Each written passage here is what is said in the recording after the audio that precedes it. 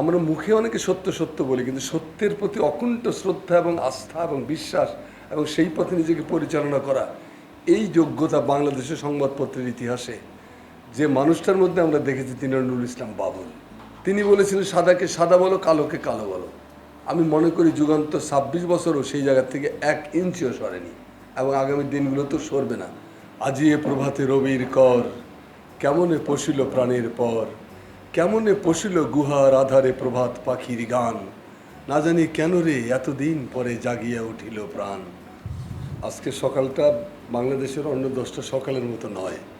আজকের সকালটা আমার কাছে প্রতিষ্ঠানের যুগান্তরের জন্য এবং আমাদের সবার জন্য এটা তাৎপর্যপূর্ণ এবং অত্যন্ত গুরুত্বপূর্ণ।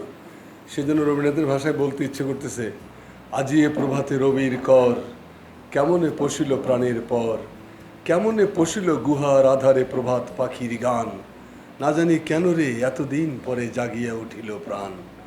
জাগিয়া উঠিল প্রাণ, ওরে উথলি উঠিছে বাড়ি, ওরে প্রাণের আবেগ প্রাণের বাসনা রুধিয়া রাখিতে নারী। তো সেই আনন্দ নিয়ে আমরা যাত্রা শুরু করেছিলাম আজ থেকে ২৬ বছর আগে। ২৭-এ যুগান্তর পা দিয়েছে। সেই দিনটা একদিকে যেমন যুগান্তরের প্রতিষ্ঠাবার্ষিকী আজকে, অন্যদিকে আজকে আমাদের সম্মানিত চেয়ারম্যান আজকের এই দিনে ১৯৭৩ সালে তিনি একটা যুগল জীবনে যাত্রা শুরু করেছিলেন। সেই তার যে সহযোদ্ধা, তার যিনি সাথী ছিলেন, আমাদের প্রতিষ্ঠাতা জনাব বীর মুক্তিযোদ্ধা নুরুল ইসলাম বাবুল আজকে আমাদের মাঝে নাই, কিন্তু তার স্মৃতি রয়ে গেছে আমাদের মধ্যে। তার সুযোগ্য সন্তানরা আমাদের মধ্যে আছেন এবং সবচেয়ে বেশি করে আছেন অ্যাডভোকেট সালমা ইসলাম। তাকে তিনি একটা অনুষ্ঠানে বা কোনো সভামঞ্চে না থাকলে জায়গাটাকে ফাঁকা ফাঁকা লাগে আমার কাছে। উনি থাকলে মনে হয় সব কিছু আলোকিত হয়ে গেছে। তো একটু পরিপূর্ণ আনন্দের মধ্যে আমরা বাস করছি। তো সংক্ষেপে একটা কথা না বললেই নয়, সেটা হলো যে সত্য খুব কঠিন একটা জিনিস। রবীন্দ্রনাথ বলছেন যে সত্য যে কঠিন, কঠিনেরে ভালোবাসিলাম। এই কঠিনকে ভালোবেসে আমরা মুখে অনেকে সত্য সত্য বলি, কিন্তু সত্যের প্রতি অকুণ্ঠ শ্রদ্ধা এবং আস্থা এবং বিশ্বাস এবং সেই পথে নিজেকে পরিচালনা করা, এই যোগ্যতা বাংলাদেশের সংবাদপত্রের ইতিহাসে যে মানুষটার মধ্যে আমরা দেখেছি তিনি নুরুল ইসলাম বাবুল।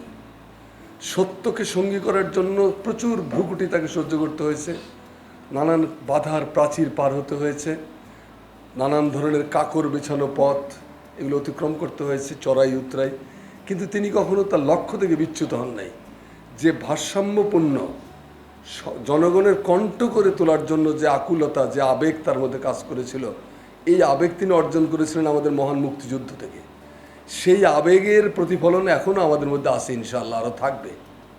তিনি বলেছিলেন সাদাকে সাদা বলো, কালোকে কালো বলো। আমি মনে করি যুগান্তর ২৬ বছরও সেই জায়গা থেকে ১ ইঞ্চিও সরেনি এবং আগামী দিনগুলোতেও সরবে না। যুগান্তরের এই যে তার প্রদর্শিত যে পথ, সেই পথটা যদি আমরা শুধু আঁকড়ে ধরে রাখতে পারি, আমাদের মনে হয় না যে আমাদের কোনো সমস্যা থাকবে। তো আমি তার স্মৃতির প্রতি, তার রুহের প্রতি শ্রদ্ধা জানাচ্ছি এবং তার রুহের মাগফিরাত কামনা করছি। এবং আমরা এখানে যারা একসাথে মিলেমিশে কাজ করছি তাদের সবার জন্য অশেষ শ্রদ্ধা এবং শুভেচ্ছা, শুভকামনা। আপার জন্য শত সহস্র শুভকামনা। আপা সেঞ্চুরি না করে যেন জীবন থেকে কিছুতেই চলে না যান, সেই প্রার্থনা আমরা করি। সেঞ্চুরি করে যেতে হবে এবং আমি সবারই মঙ্গল কামনা করি। আজকের এই শুভ দিনে আমাদের সকলের মঙ্গল হোক।